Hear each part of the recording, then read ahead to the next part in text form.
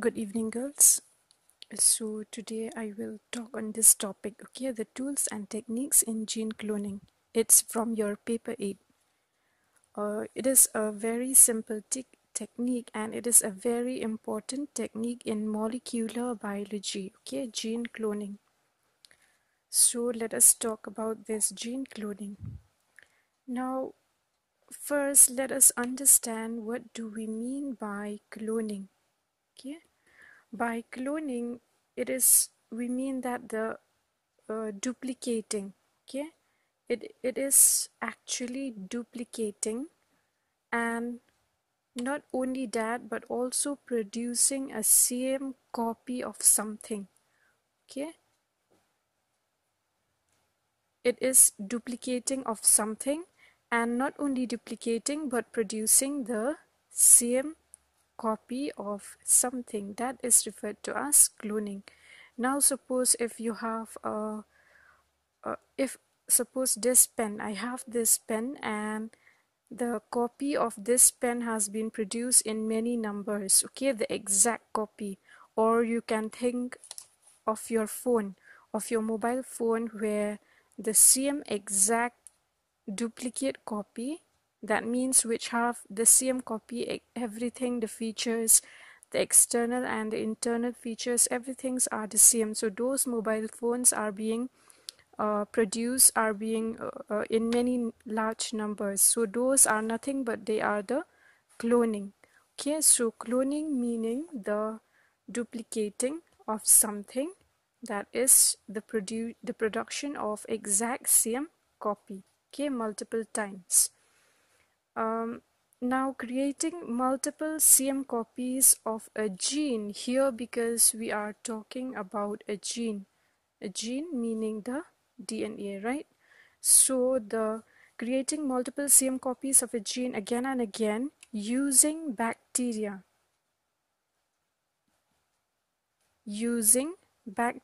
as a host. This bacteria will act as a host, and also using other, okay, and also using a vector. Now we will talk about these later, how the bacteria it acts as a host and what do we mean by vector. So just remember, now in this gene cloning that we will study today, the gene cloning, the tools and techniques of this gene cloning, you should understand gene cloning meaning the creating of multiple same copies of a gene again and again by using bacteria as a host organism and also by using vector. So from a single DNA molecule we have to make multiple copies of that gene, okay, we have to make multiple copies. That is the idea of gene cloning.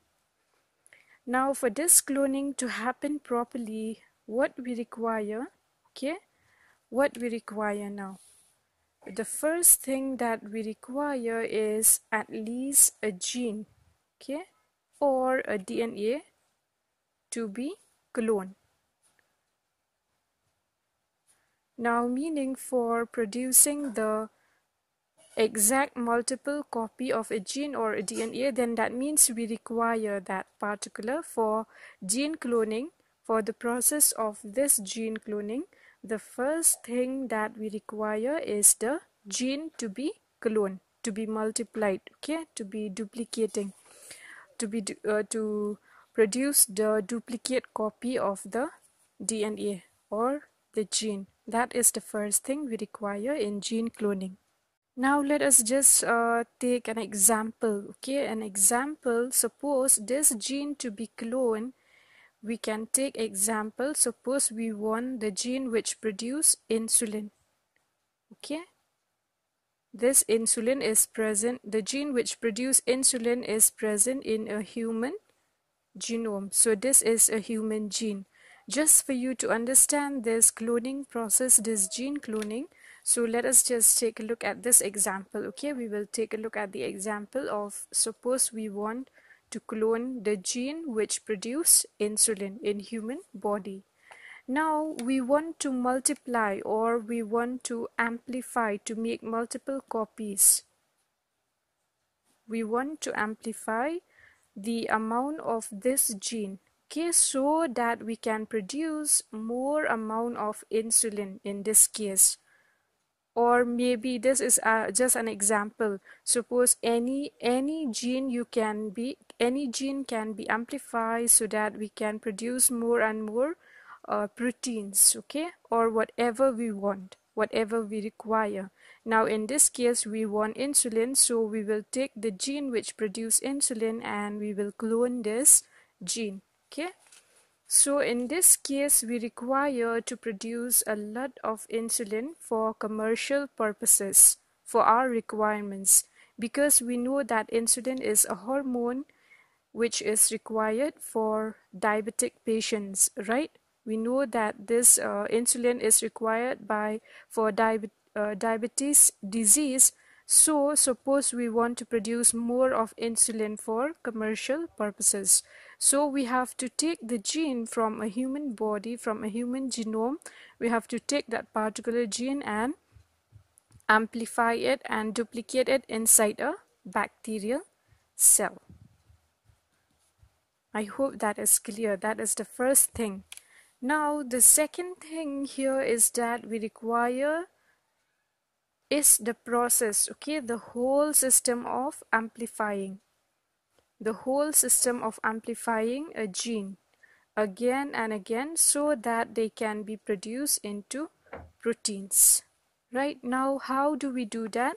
So you can see that the gene can be amplified through PCR. Suppose now you can see that you must have heard about this PCR, okay, polymerase chain reaction. Now what does polymerase chain reaction it actually do? In a machine we used to do this amplification process through PCR, okay, this PCR meaning to amplify multiple copies of DNA.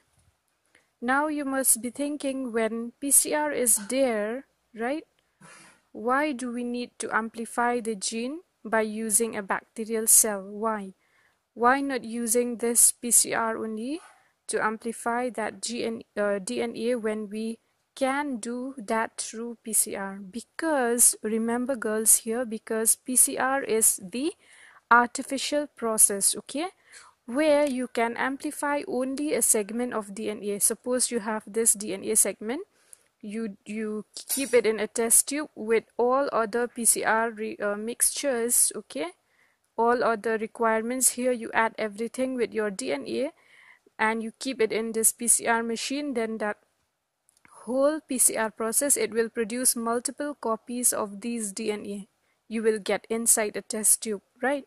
So but those DNA segments, okay, which are produced in multiple copies here, those will be fragments of the DNA, right? But that means the exact small amount of the gene only. Now this gene is not enough to produce protein, because they cannot produce protein in their own. Now, because everything, the PCR you will perform in a test tube inside this PCR machine, so you will get multiple copies of this. But how the production, the translation process will take place, how this gene will produce protein? Because you know that for production of protein, you need to produce protein, you need all those process, right? The transcription, the translation, all those process to take place, okay, the duplication of this DNA segment, or the replication of this DNA segment, and all those process, they cannot take place inside a test tube on its own. So this PCR actually is useful only for the production of multiple copies of the DNA. If you want to produce multiple copies of DNA to multiply this particular DNA segment, you can use PCR. That is for other purposes, many other purposes. But in this case, for cloning, we cannot use PCR. Instead, we will use a bacterial cell. We will introduce our gene which produce insulin, we will produce in the bacterial cell, and we will see how when the bacterial cell they multiply, they will produce a lot of this insulin. So since these segment they cannot produce on protein on their own, we have to use amplification. Okay, that means we have to insert this particular gene which produce insulin. We have to insert, okay, in a bacterial cell, okay, so that it can produce multiple copies of itself. Now, insertion of this target gene into the host cell, because inside the host cell the DNA replication is going on, right, all the time. You know that DNA replication is going on all the time, transcription, translation is going on. So what happens if you insert this gene inside the bacterial cell? This also will undergo replication, transcription, translation, and finally it will produce insulin proteins, okay, which will produce insulin. So that is our purpose, to produce multiple copies of the gene so that we can get a huge amount of this, a lot of insulin for commercial purposes. So the first thing we require in gene cloning is the DNA or the gene to be cloned, and the second thing is that we require amplification of this gene, okay, to multiply, to produce a multiple copy of this DNA, the amplification, which will take place inside the bacterial cell and not through PCR. Okay, so because inside the host cell we know that replication is going on all the time, it will produce these multiple copies. As at the same time the protein, that means the final product we require, is produced inside the bacterial cell, because in the PCR machine these DNA segments, they do not have the start and the stop codon, so they will not replicate by themselves. Okay, so inside this bacteria, okay, first thing, just remember that the bacteria used for gene cloning is usually the cell of E. coli, okay, the bacterial cell of E. coli here. So inside this bacteria, now we want to insert a particular gene of interest. Right here, our gene of interest is the gene which will code for insulin, so that it can be amplified naturally inside the host cell. Here the host cell is the E. coli. Once it is amplified, then what we need to do, the third thing, suppose after amplification has it already happened inside the E. coli cell and we get this insulin, how we will take out that thing inside the E. coli cell is, that means the third important point is extraction, okay, of the DNA or that final product we require here, the gene for insulin. So our product we can extract. So the extraction process next will takes place inside the E. coli cells. Now these are the three major stages, okay, the three major stages in this gene cloning. Now we will take a look at the whole process in detail, okay, but just remember these are the three major stages in the gene cloning, the tools and techniques in gene cloning. Now we will take a look at the detailed process.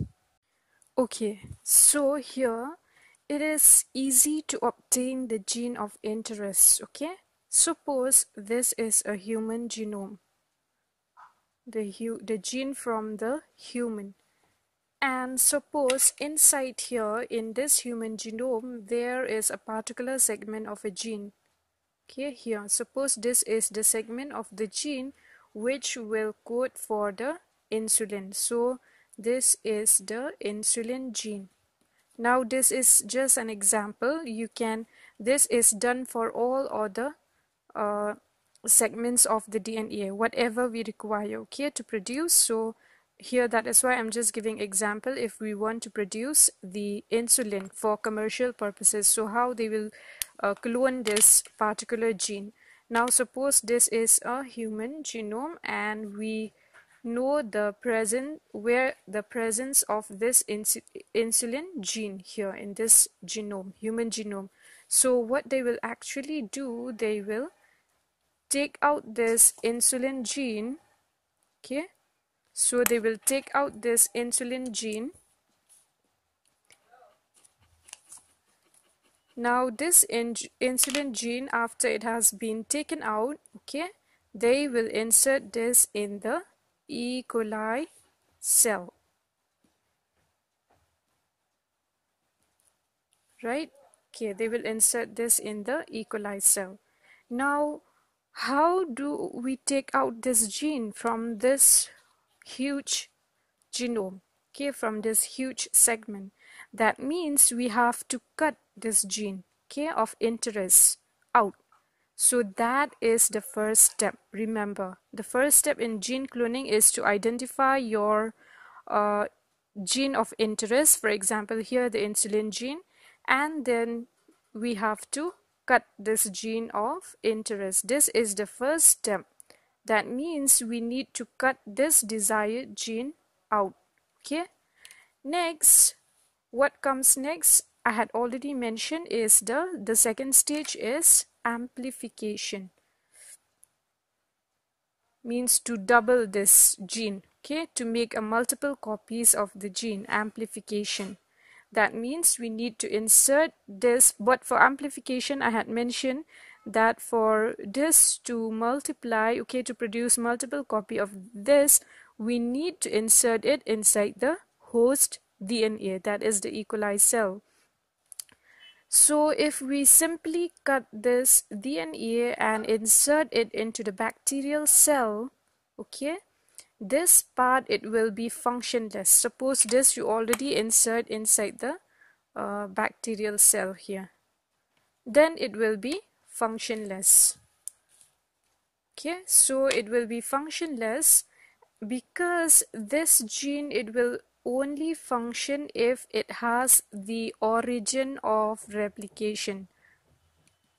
Now girls, you have already studied replication, okay, how the DNA will replicate. So origin, for that, for any gene to be replicate, okay, to multiply, then you need the presence of this origin of replication. What is this? Just like when you start translation, remember, we should have a promoter and the operator. The promoter where the RNA polymerase will bind, and then only the transcription process will continue, will takes place. So same thing here, for the replication to occur, there should be the origin of replication. Now you just cut this gene of interest here, from here, only this portion, and you insert inside the E. coli cell. So there is no origin of replication, because upstream of the gene there is the origin of replication.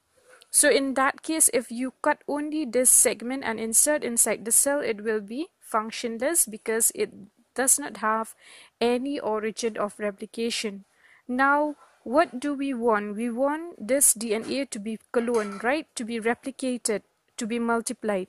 So we require an origin of replication just upstream of this gene, okay, for making this gene multiple copies. So we cannot put it directly like this inside. Now what do we need here? We need a vehicle. Okay, I'm just saying a vehicle which we will insert this DNA into the bacterial cell. And why do it acts like a vehicle, that thing which will carry this one inside the bacterial cell? What we call that thing is a vector.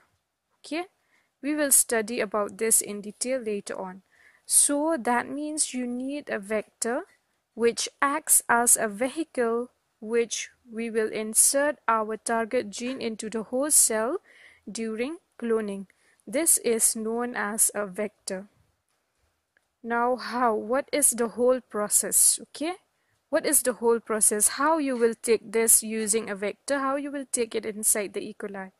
Actually, what are vectors? This is a genetic segment of DNA.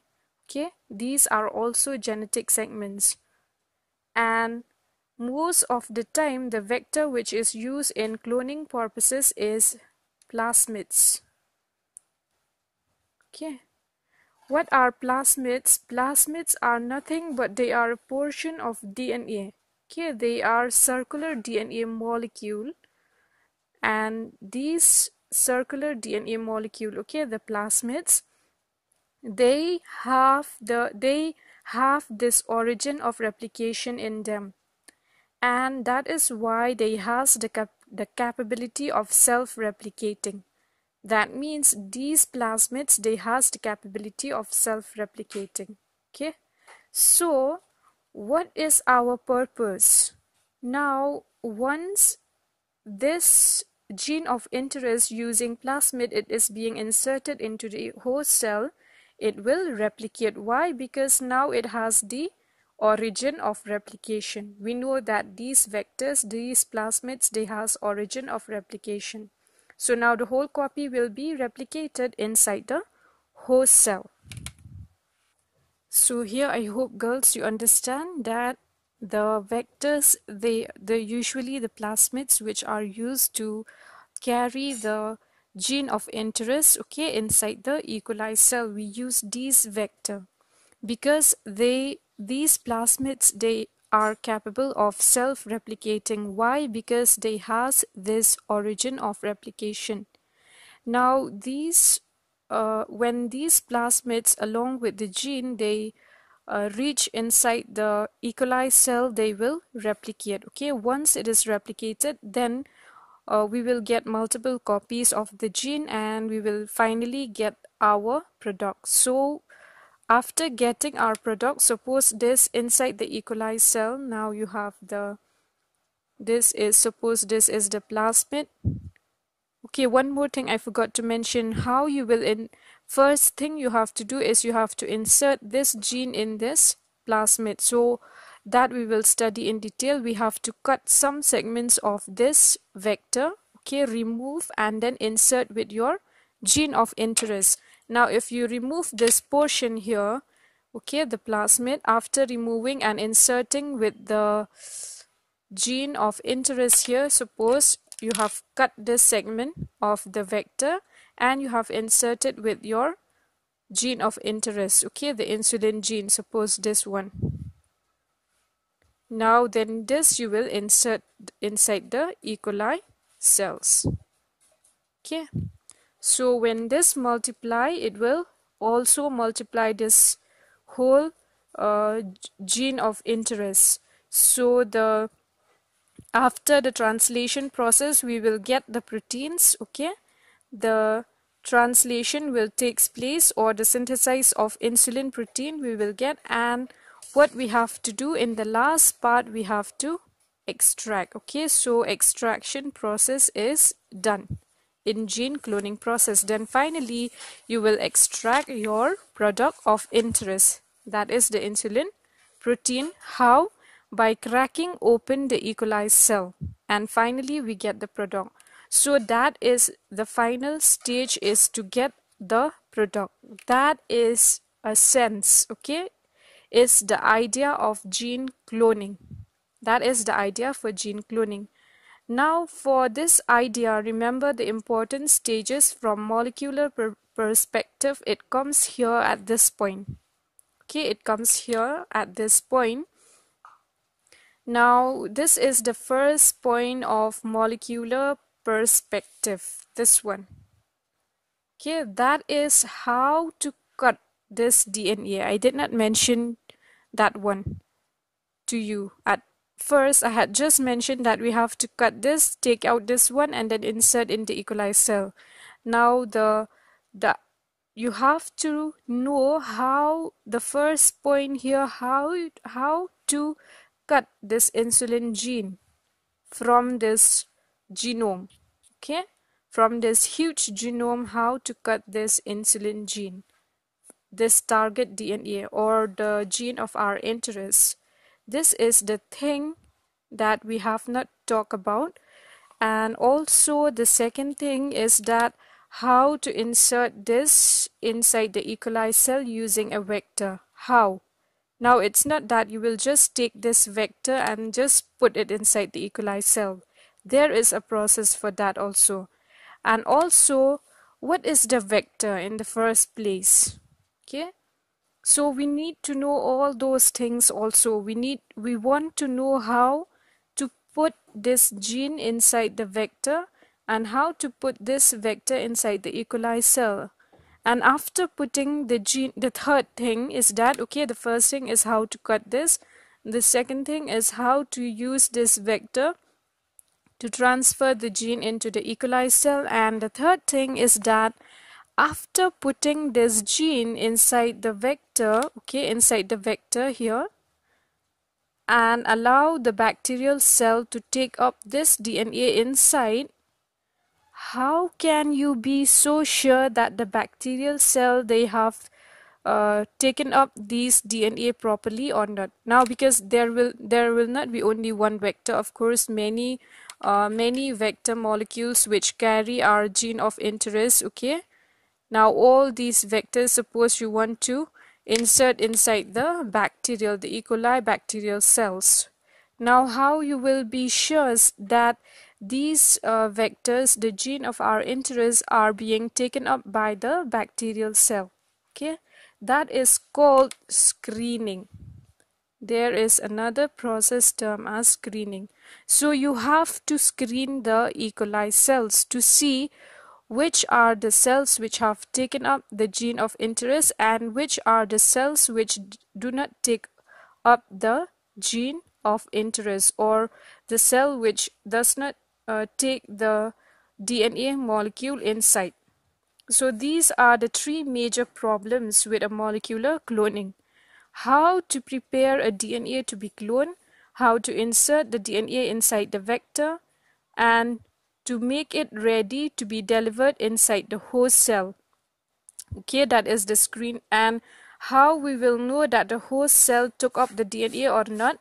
That means screening. You have to screen. So these are the three big problems with molecular cloning. So let us take a look at these one by one. So here the idea is very easy, okay. All those things that we have to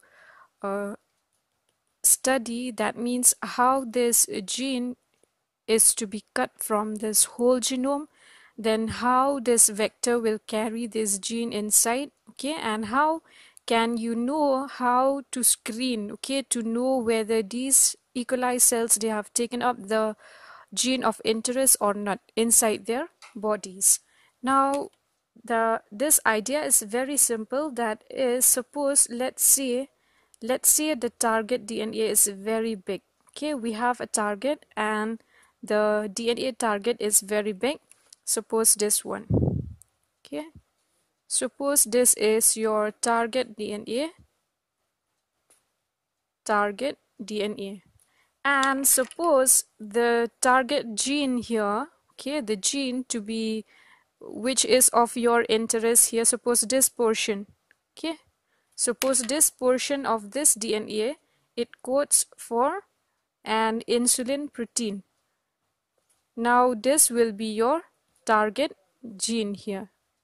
Now this target gene here, example, suppose it is insulin or any other kind of protein or gene, okay, because here I'm just giving an example of insulin, but that does not mean only insulin. Any other protein or gene which is of your interest, then you have to find where is that gene located in the target DNA molecule. Now suppose this is what we want. The first stage here is that we need to cut this target gene, and second thing, we need to insert the target and merge the target here with the vector itself, the plasmid. So here the vector, it acts as a delivery system, right? I had mentioned that it acts as a delivery system, and it is also a genetic element, okay, a genetic element which is capable of self-replicating. Example here is plasmids. Okay, plasmids are the genetic elements which are able to self-replicate.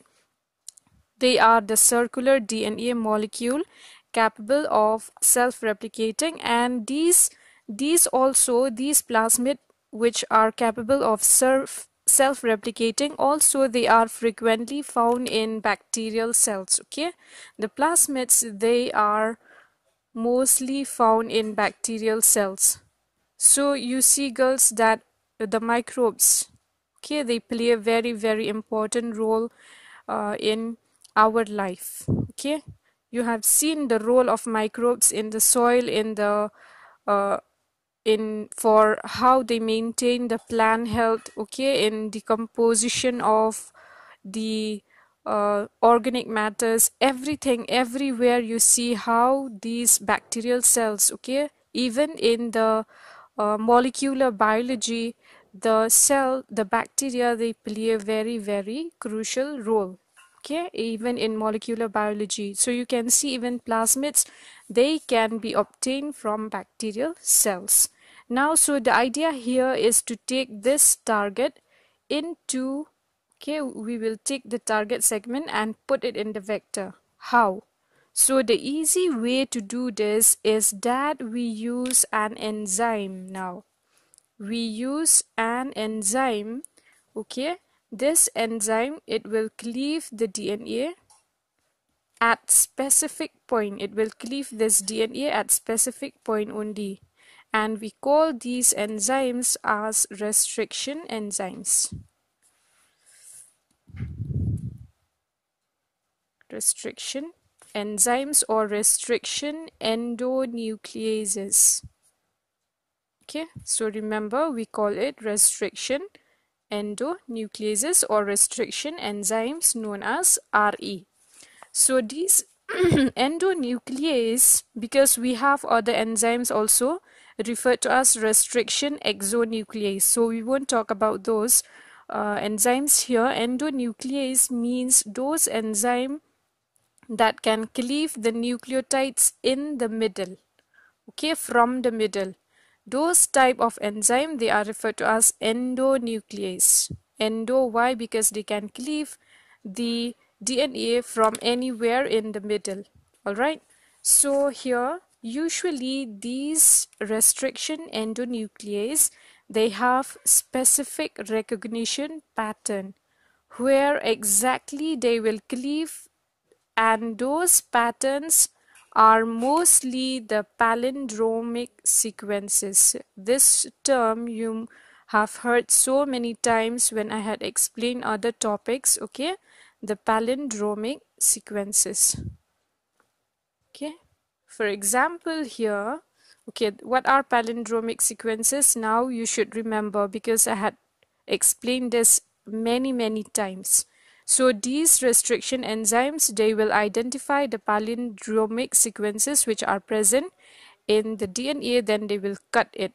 Okay, so here, for understanding this one, let us take a look at the example of one of the restriction endonuclease. The name of that enzyme is EcoR1. Okay, you must have heard about this enzyme EcoR1. This EcoR1 is the restriction endonuclease. That means those enzymes which will cut the DNA segment from the middle. So this EcoR1, it is named as EcoR1, okay, because it is obtained, this also, it has been extracted from E. coli cells.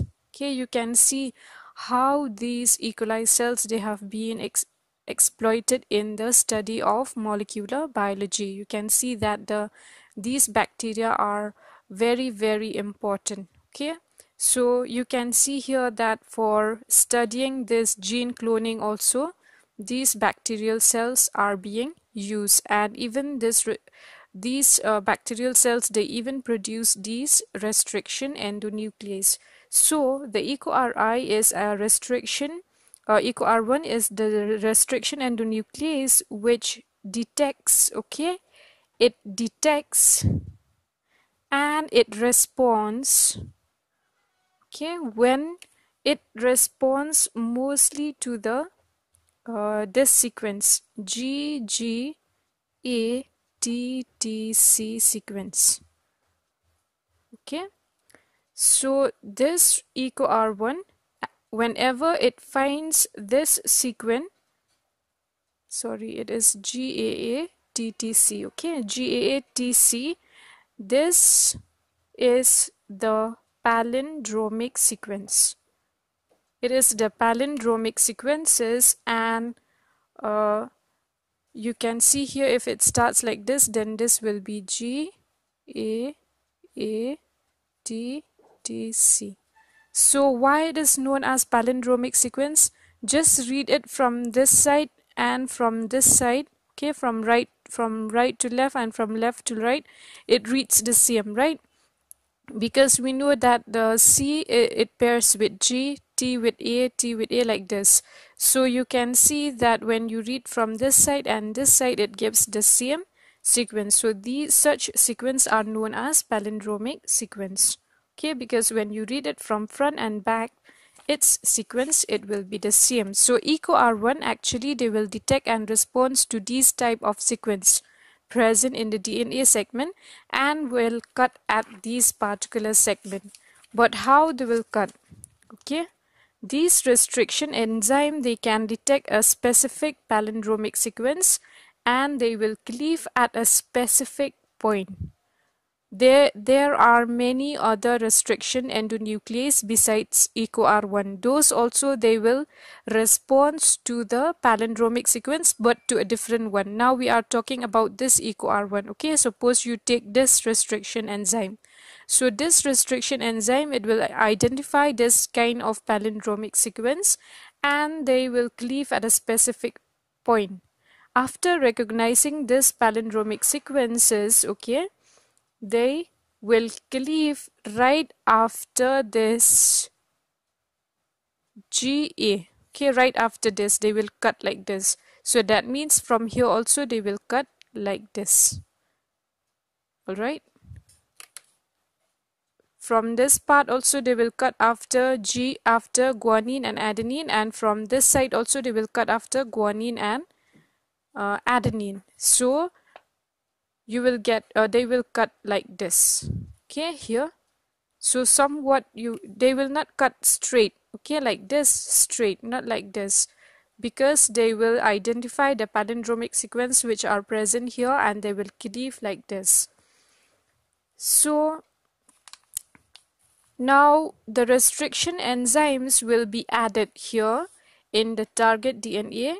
Then they will cleave the target gene in the DNA segment. Okay, it depends what kind of segment we find overlapping to the target gene, and depending on that we change the type of endonuclease that we require, so it cleaves the DNA. Suppose you have other type of DNA segments, okay, then you will use other type of restriction endonuclease. Okay, not only EcoR1, because I had mentioned that we have so many restriction endonuclease. So depending on what kind of segment we find overlapping to the target gene, we will use those type of endonuclease. Now finally it will cleave this DNA segment. So I hope you understand how to cut this DNA segment from this target gene from the DNA is using the restriction endonuclease. Now that the target DNA is in our hand, right, it has been cleaved by EcoR1, so we have this target DNA now. It has been cleaved from here, so we will get the target DNA. It has been removed, or it has been cleaved from the parent DNA. So now we will treat this target DNA, okay, with the vector, because we have to insert this target DNA into the vector, right? So how you will insert that one, we will take a look at it now. So here we finish cutting this target DNA, alright, this insulin DNA. Now how you will insert in the vector in the plasmids, that means the vector also has to be cut, okay, it has to be removed, some part of it, so that you can insert with this gene here, with this target DNA. So how that is to be done is by using the same restriction endonuclease. Remember girls, this one you cannot we cannot use other type of restriction enzymes. Why? Because I had mentioned that these restriction enzymes, they will detect and they will respond to different types of palindromic sequence. The one I had shown to you here in this example is on the eco R1, whereas other nuclease, okay, such as BAM H1, this is another restriction endonuclease which will detect other type of palindromic sequence, and it will produce different segments here after cutting the DNA. So what happen if it is different? Then that means this portion here from the target DNA, okay, which has been cut, it will not complementary with the vector if you use different type of restriction enzymes, because they will cut the different portion. But if you use the same restriction endonuclease, now this eco R1, it will identify the same palindromic sequence which is present in the plasmid. So it will cut the plasmid in the same way as it has cut the DNA segment. So in that way, these segments which are present in the DNA, they will be complementary with those in the vector, and after hydrolyzing, okay, the DNA will combine with the vector. Now I hope it's clear. You have to use the same restriction enzyme, because if we apply two different restriction enzyme there, then in that case these ends, okay, the ends here that will be generated, they will not match with each other. So the target DNA, it cannot be joined to the vector. Now for joining the target DNA with the vector properly, we need to cut both of them with the same type of restriction enzymes. And after cleaving the segments, we will insert this target DNA, okay, at a specific place. And for attaching the DNA to a specific point of the vector, we cleave it with the restriction enzymes, okay. So now after cutting the DNA segments and after cutting the plasmid, what is the second thing that comes into our mind is that how these two will be joined. How we will join these two things, that is the DNA segment and the vector. So now you have cut, right, the DNA segment and the plasmid. Suppose this is the plasmid, you have removed a portion of plasmid here using the eco R1. Now how to join this DNA with this plasmid? Okay, how this DNA is inserted in this plasmid, in this vector. Now for that also there are another enzymes referred to as the ligase enzymes, okay. So these ligase enzymes, their function is not to add any nucleotide, okay. They cannot add any nucleotides, but their function is that they can seal the nick, okay. When this DNA is inserted here in this vector, then the ligase enzyme will seal the nick here in the DNA vector. So here we use ligase enzymes to join the nicks. Now that means here, if you talk about the restriction endonuclease, they act as molecular scissors, okay. They act like scissors to cut. Their function is to cut. Whereas if you talk about the ligase enzyme, remember, they act as a glue, okay, the molecular glue. Why I said glue? Because their function is to seal the nick, okay. So it's like a glue. Now we have to construct a vector carrying a copy of our target DNA. This construct is known as the recombinant DNA, okay, the recombinant DNA, or we call it a recombinant DNA plasmid, okay. So remember girls, from here, this DNA to be inserted inside the E. coli cell is referred to as the recombinant DNA, okay, or the recombinant DNA plasmid. Why?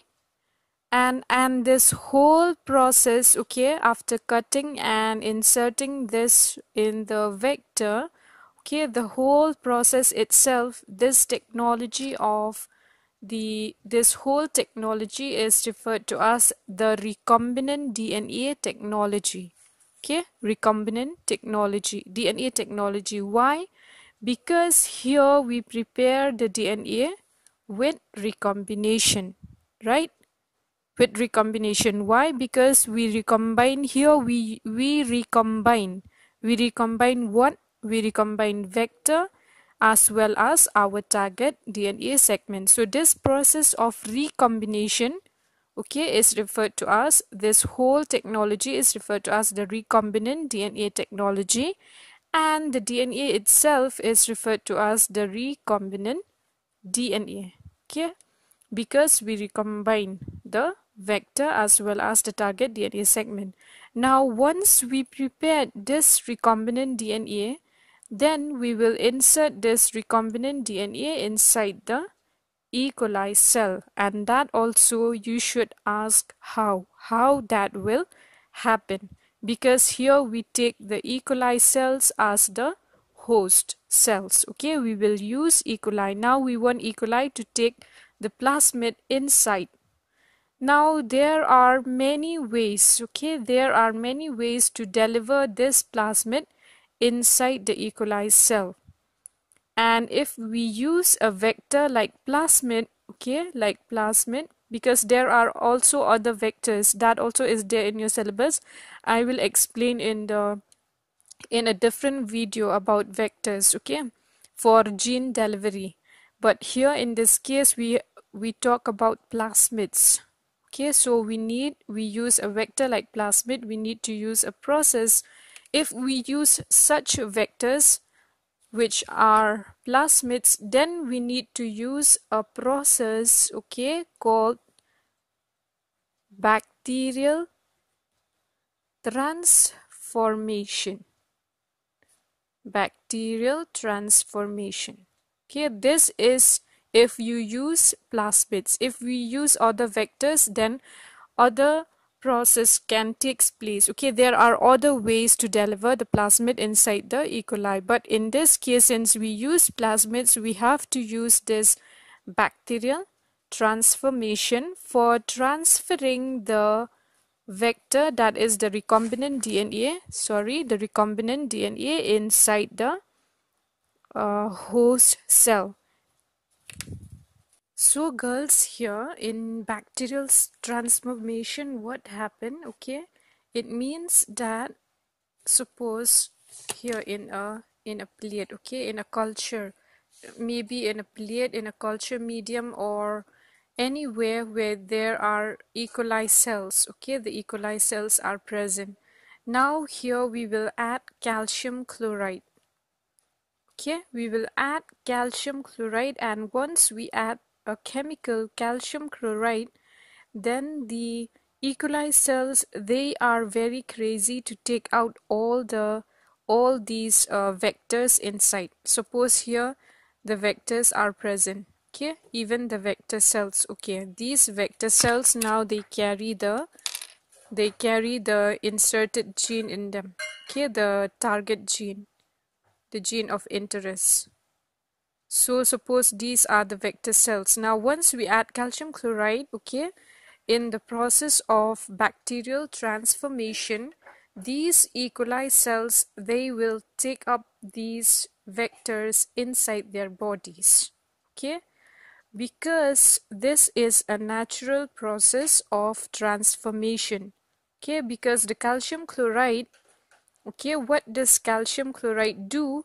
It will influence a situation sorry, it will influence a situation called competence. Okay, what do we mean by competence? Once you add the calcium chloride inside, then these calcium chloride, they influence a situation called competence.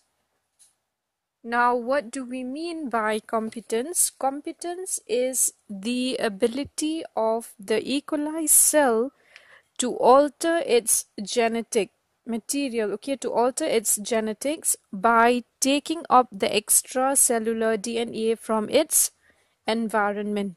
Okay, so this process is called transformation, bacterial transformation. They will transform their genetics so that they can take up these extracellular DNA from the environment in the presence of calcium chloride. Okay, so calcium chloride, it will influence this competence. Now E. coli cells, they will generate the competence and they will start taking up the DNA fragments from outside.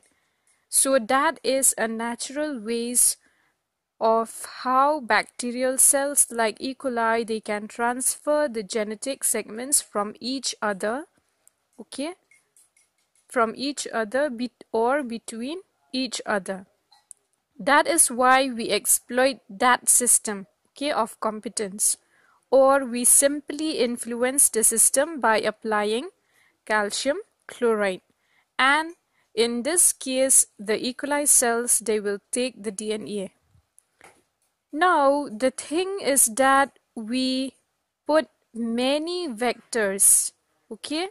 We put many vectors like this which carry the target gene. We put many vectors into the mixture. Suppose this occurs inside the in a plate culture, or suppose in a test tube inside. We have in a test tube we have this many vectors like this which carry the target DNA, and we introduce the E. coli cells. We add calcium chloride so that the E. coli cells will, in a process called transformation, they will take up the vectors inside.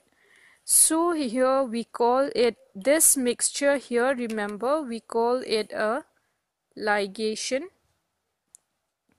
mixture, a ligation mixture. Now in the mixture, in that mixture, the ligation mixture, we also take some part of the vector and add it to the E. coli culture, okay, filled with E. coli vector.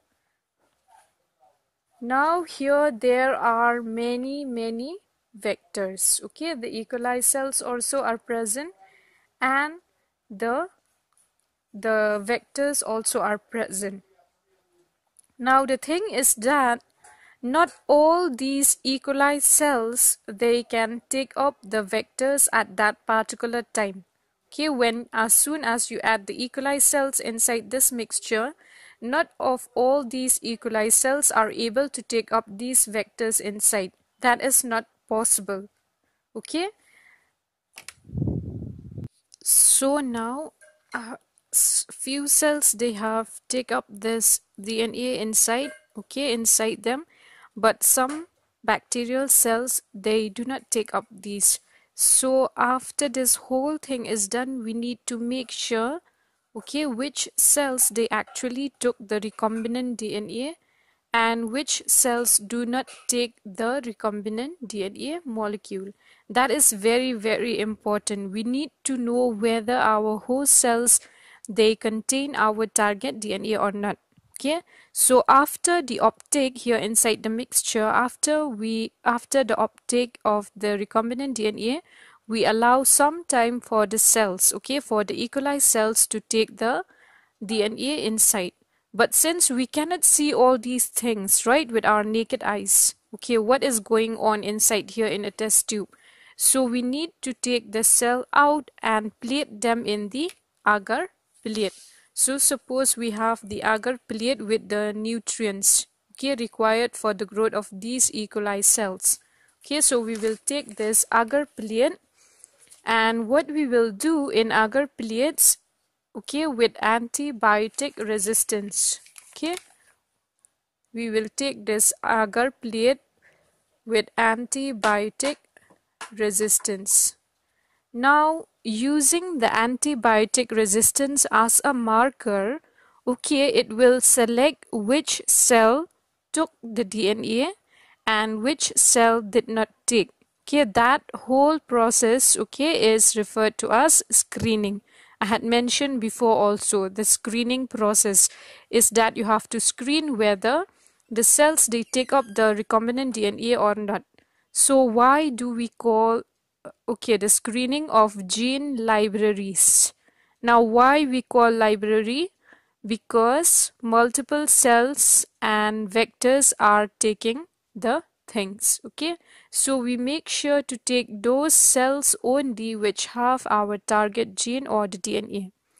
Now assume that the E. coli cell, okay, here the E. coli cell, it has already taken the vector inside it. You can see here, this is the recombinant DNA and this is the E. coli cell. Then the number of plasmid copies will increase. Okay, it will increase. How it will increase? How this plasmid will increase? Normally, if we use plasmid, they do not have multiple copies in E. coli cell. Okay, they generally has a low copy number. Suppose this, it has multiply only to 2 copy number. Okay, 2 copies here of this, it has already multiplied.